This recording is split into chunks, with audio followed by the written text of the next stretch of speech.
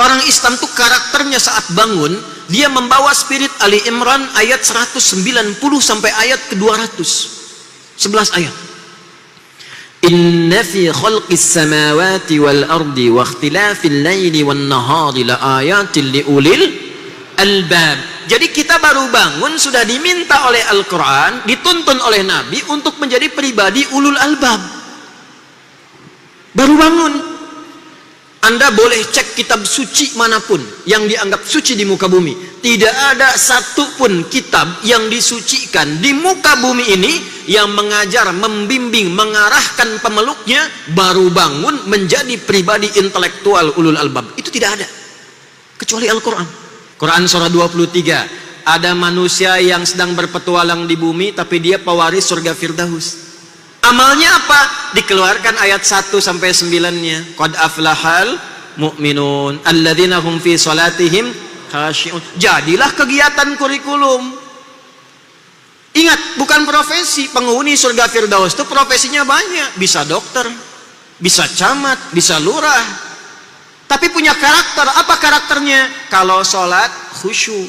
Kalau sekedar sholat, surga biasa. Tapi kalau ingin Firdaus, belajar khusyuk menikmati sholat. 1. Walladzina hum 'anil lagwi mu'ridun. Yang enggak penting tepikan. Ini bermanfaat, berkata bermanfaat, katakan. Mendengar ada manfaatnya, dengarkan. Yang tidak ada manfaatnya, dia jauhi. Itu karakter namanya. Profesinya boleh apa saja. Turunkan itu ke bumi. Jadikan panduan dalam berkehidupan. Maka itu yang dimaksud kurikulum akhirat. Jadi ketika meninggalkan dunia, siap dengan bekal akhirat. Firdaus sudah menunggu. Karena persiapan bekal kita siapkan dari sekarang. Dunianya tidak hilang, minumnya tetap sama, makan tetap makan, kerja tetap kerja. Hanya bedanya kerja di tempat yang sama. Ada yang tidak sholat, ada yang sholat, ada yang sholatnya khusyuk. Itu yang kita siapkan. Nah, itulah ulul albab. Itu sebabnya ketika kita bangun kita katakan Alhamdulillahilladzi ahyana ba'dama amatana wa ilaihin nusyur. Ya Allah, terima kasih Engkau berikan padaku kesempatan hidup saat ini sesuai ajalku. Walaupun Engkau tahan sementara tadi dalam tidurku. Perhatikan kalimatnya, perhatikan.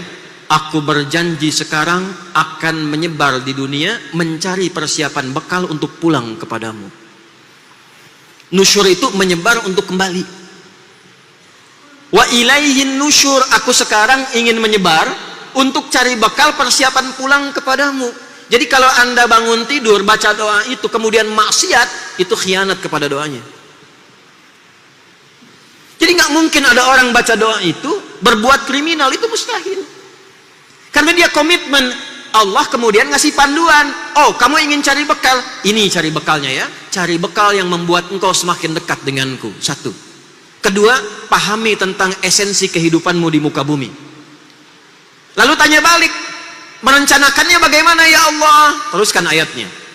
Alladzina yadhkuruna Allaha qiyaman wa qu'udan wa 'ala junubihim wa yatafakkaruna fi khalqis samawati wal ardh. Nah, saya mau sampai ke situ.